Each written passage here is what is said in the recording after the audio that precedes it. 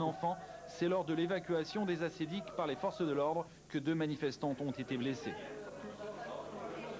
Je me suis retrouvée par terre et comme ils me demandaient de me lever et j'arrivais pas à me lever parce que j'avais mal à la jambe, ils ont commencé à me frapper par terre, à me traîner. J'ai reçu des coups de pied dans les côtes et dans le dos. Les 2 blessés sortiront de l'hôpital le soir même. Une nouvelle manifestation est prévue le lendemain, après les violences policières de la veille. Pourquoi ce soir? Ce soir, c'est plutôt pour un soutien à une amie qui s'est fait violenter hier. Moi, je trouve ça inadmissible, une telle violence. D'autant plus que c'est une manifestation pacifiste et qu'il se retrouve des gens à l'hosto. On trouve ça inadmissible. Dans le cortège, les slogans n'ont pas changé. Le milliard de francs débloqué par le gouvernement ne satisfait toujours pas les sans-emploi.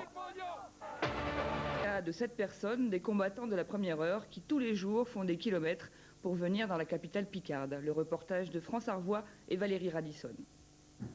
Nous voulons du travail. Cette chanson, Daniel Bonifacio l'a écrite il y a 3 ans et l'a envoyée à tous les candidats à l'élection présidentielle. Le chômage, il connaît. En 92, il est revenu habiter Esbécourt, son village. En novembre dernier, il a créé l'Union pour la dignité des citoyens. Sous sa bannière, il a occupé les assédiques de la Somme. Tous les jours, depuis 3 semaines, il prend la route. Aujourd'hui, ils sont 7. Depuis le début du mouvement, vous avez fait la route tous les jours? Oui, pratiquement tous les jours. Il y a eu 1 ou 2 journées où on n'a pas été parce qu'il n'y avait rien.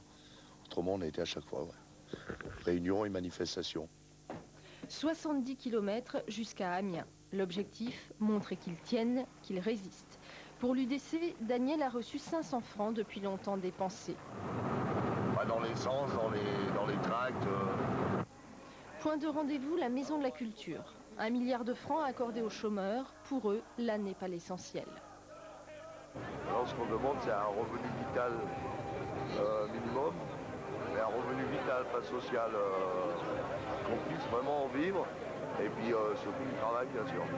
Surtout un travail, parce que là, j'ai eu 49 ans le 14 janvier. Vu mon âge... Et comme je suis au RMI depuis 93, j'ai 3000 francs pour vivre et je trouve pas ça du tout normal. Dans le cortège, syndicats et associations de chômeurs. 600 manifestants environ, parmi lesquels des salariés venus renforcer le mouvement.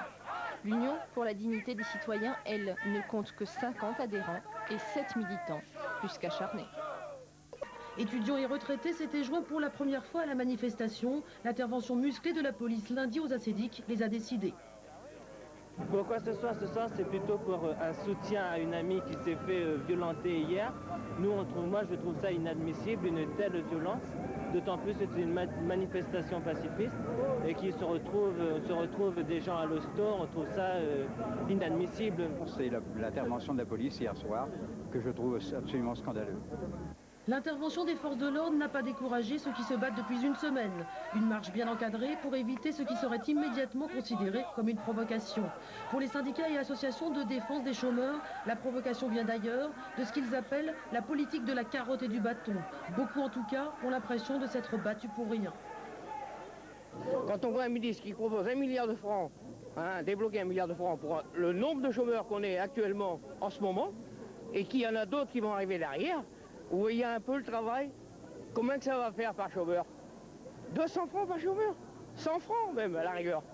Tout le long du parcours, les forces de l'ordre sont restées plus que discrètes. Le cortège a pris le chemin de la gare, provoquant au passage un bel embouteillage, puis les manifestants ont rejoint l'hôtel de ville. Une assemblée générale est prévue demain à 14 h. Actuellement, la manifestation commence à se disperser.